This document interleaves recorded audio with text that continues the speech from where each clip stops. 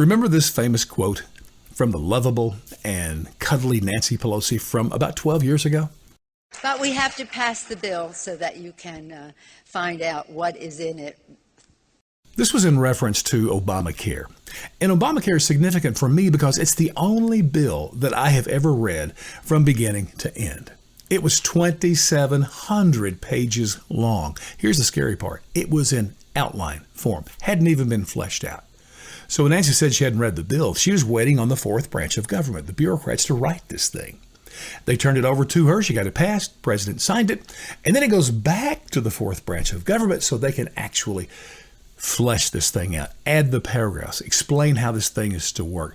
And here's the scariest stat you will ever hear. For every law that Congress passes, the bureaucrats will write on average 250 regulations per law. That's why if I were in Congress, one of the first laws I would suggest is that you pass a law that says no law can be over 5 pages long. If you can't explain it in simple terms in 5 pages or less, it is not to be considered.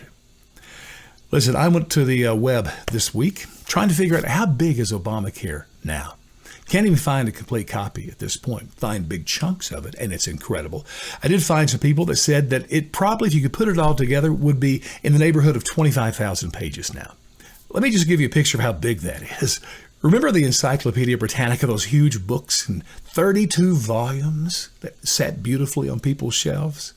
Imagine about 25 of those volumes. That's how big Obamacare is today. Just incredible. And again, that's where the fourth branch gets their power. Because not only do they write this stuff, they have to execute these laws. They have to explain them to all the levels of government. Because remember, this is the federal government, which means all 330 million of us have to obey this law. They have to explain it to the states and to the local government so it can all be enforced, which is also what they do. And they also punish you when you don't obey these rules and regulations. And as I always say, they punish you with a barrel of gun in your face. That's the power that they have. You know, I applauded recently the Supreme Court decision where they shot down the EPA. To me, that was the biggest decision they had, even bigger than all those others, including abortion. You see, the EPA took it upon themselves to establish regulations and to set standards for carbon emissions. I mean, they were literally telling states or companies what the standard for carbon emissions were, and if those standards weren't met, they would come in with the hammer and the gun, the barrel of the gun at their face. They would enforce it.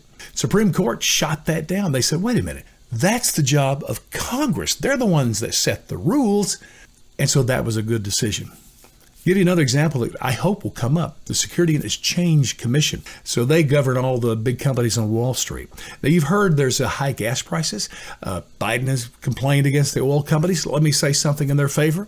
The SEC has regulations in place that makes it unlawful for banks to loan oil companies money so they can produce oil, so that they can increase the supply. So do you really believe the oil companies are going to accept those available leases to drill more? It's never going to happen. Why would they? Let me know what you think.